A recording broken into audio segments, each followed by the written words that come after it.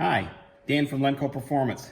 Today we're going to be installing a Lencco Performance F-7 power-up kit, and this is for your EFI models.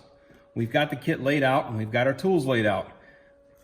We're going to be installing a large volume air horn and also a fuel reducer. Also included in the kit is your hardware for mounting the large volume air horn. Now we're up in front of the sled. We've taken the hood off, which you do not have to do. We just did it so we have a better look of the air box.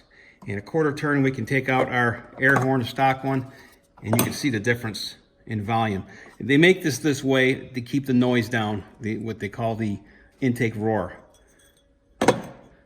Lay your Lencco Performance large volume air horn on, and make sure you do it with the one screw pointing forward and your two screws in the back. The hardware received in this kit are self-tappers. So all we have to do is just push them in with our Phillips head screwdriver and they'll seat. And now we're putting our last screw in. And you can see these are self-tappers that go right in. And you can look now and see the difference in the volume. We're getting a lot more air into our air box. Next, we're going to install the fuel reducer. Okay, now we're ready to install our fuel reducer, and the kit comes with 3 different jets, and we're going to go with the 290 in this particular model. All we have to do is take our 1/4-inch nut driver and take off our fuel line. And just keep in mind too, if you have pressure in the line, just be careful when you remove it that the pressure, you put your finger over the end or a rag just to keep the gas from spraying.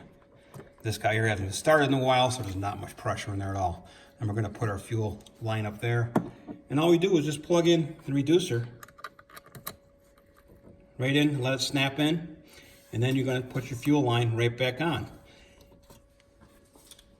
Okay, now we have our reducer installed, and we're going to put our fuel line back on and tighten her back up. Make sure you get it secure enough, and when you're done, I would check, start the engine up, and just be sure we don't have a leak here. And this is kind of a unique feature because there's different programs they use in the F-7 starting in 03 going up to 06. So you can experiment with the 3 jets that are included in the kit and watch your tachometer. Guaranteed she'll go up from where your previous clutching was.